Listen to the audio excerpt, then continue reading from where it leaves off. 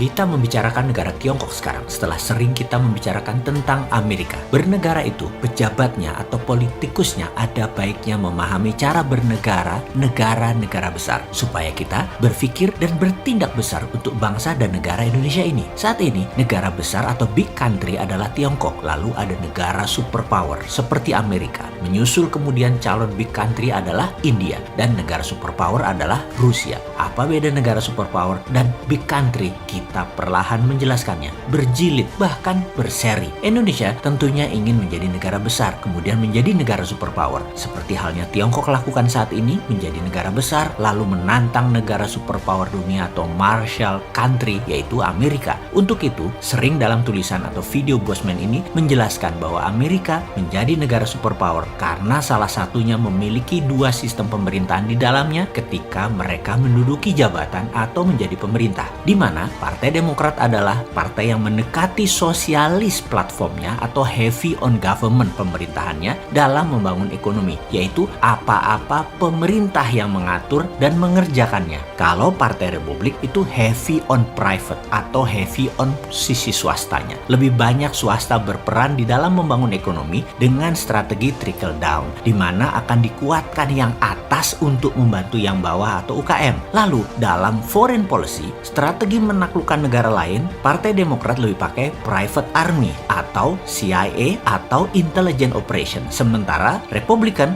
banyak konfrontatif langsung atau berperang terbuka dar der dor. Kemudian kekuatan bernegara lainnya adalah sistem demokrasi yang matang dengan electoral college di atas popular vote dan sistem konstitusi bernegaranya yang telah di-challenge, dites berkali-kali hingga matang sekali bernegaranya. Seperti sering saya informasikan dalam cara bernegara Trump yang di ujungnya masih ngotot dan bagaimana konspirasi Partai Demokrat untuk memenangkan Obama, Clinton, dan puncaknya saat ini memenangkan Biden. Saya memilih Trump karena kedekatan kebijakan ekonominya mendekati Mardigo Nation. Hampir sama kebijakan ekonominya, yaitu heavy on private. Saya ini bukan memprediksi Trump menang, namun kemenangannya ditebak oleh Bosman yang nggak begitu, karena itu mendahului kehendak rakyat Amerika. Apa bisa Bosman lakukan itu? Ya enggak lah. Tapi ada orang yang pendek akal, pendukung mata gelap komunis Tiongkok, benci Bosman, menganggap Bosman analisanya tidak tepat, goblok, dan tidak pantas didengar. Bagi saya, orang yang berpendapat seperti ini, saya akan mengatakan, sabar ya, orang goblok ini masih selalu belajar. Gak apa-apa kalian bilang goblok, dan saya berharap Anda terus komen, itu aja, sebanyak-banyaknya. Terima kasih ya, karena algoritma sosmed tidak melihat positif negatif isinya komen, tetapi banyak tidaknya komen tersebut. Jadi teruslah berkomen, walaupun menggoblok-goblokkan Bosman ini. Kembali ke Trump. Trump masih akan fight sampai sebelum dilantiknya Biden, adalah haknya Trump. Dan wajib saya informasikan bagaimana Pentagon melakukan blackout kemarin secara berbarengan di beberapa kota di beberapa negara seperti di Tiongkok, Italia, Iran, Jerman, UK, Pakistan. Ini adalah simbolik sekali. Pentagon mengingatkan negara tersebut, Anda mendukung Biden secara curang dan hati-hati ke depannya. Ada hukuman buat kalian. Puncaknya kemarin Minggu malam secara gosip-gosip,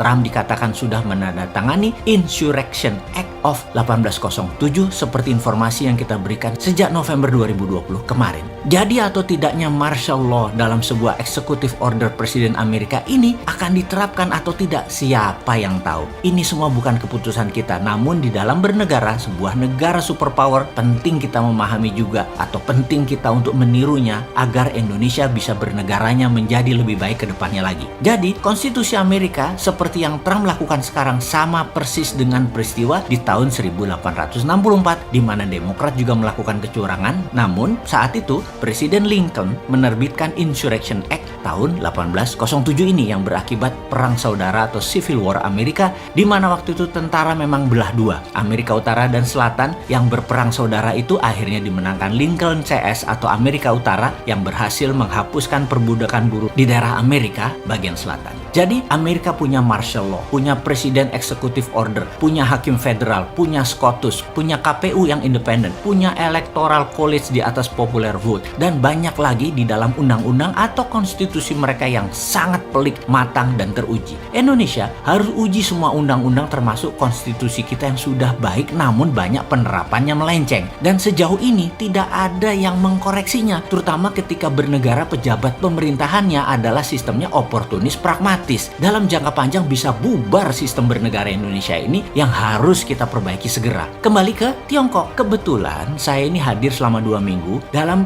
beberapa rapat umum PKC Partai Komunis Cina di tahun 2017 yang mana hasilnya memutuskan Xi Jinping menjadi presiden seumur hidup Tiongkok, membuat dirinya lebih kuat dari pemimpin legendaris Tiongkok seperti Deng Xiaoping bahkan Mao Zedong. Langkah Xi Jinping ke depan patut kita pertimbangkan matang-matang dan hati-hati. Oleh Xi Jinping, PKC Partai Komunis Cina adalah sebuah perusahaan besar. Negara Tiongkok adalah salah satu tool mereka. Komunisme juga salah satu tool mereka. Ideologi Partai Komunis Cina Tiongkok saat ini adalah BRI atau Belt Road Initiative atau juga disebut OBOR. One Belt, One Road. Semua jalan hanya satu, road to Beijing. Harus takluk dengan Beijing. Kembali lagi, jadi banyak hal di dalam bernegara dari negara lain harus kita pilih untuk Indonesia ini tiru yang baiknya agar kita menjadi negara besar dan menjadi negara superpower. Untuk Indonesia menang, kita harus banyak memahami dan membuat strategi jangka panjang. Kalau kita ingin menaklukkan Tiongkok, ingin menaklukkan Amerika, ingin menaklukkan Rusia, ingin menaklukkan India, sudah ada grand plan-nya, bos.